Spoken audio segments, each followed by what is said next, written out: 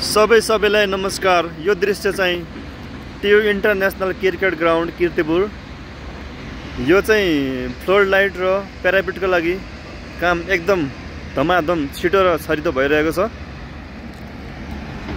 यता देख्न सक्नुहुन्छ यो यतासम्म आउँछ यो प्यारापिटको लेभल चाहिँ।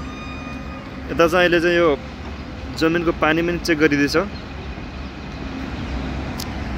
अहिले चाहिँ यो रात दिन लगाएर चाहिँ 24 घण्टै काम सुचारू भइरहेको छ। यता चाहिँ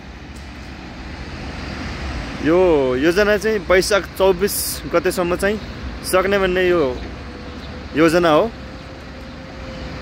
अहिले करिब एक हप्तामा नै यत्रो धेरै काम चाहिँ सकिसकेको छ। यता देख्न सक्नुहुन्छ चारैतिर।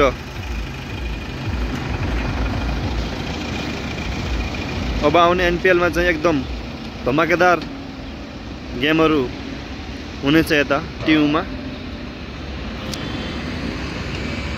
यो चाहिँ साँझको दृश्य हो।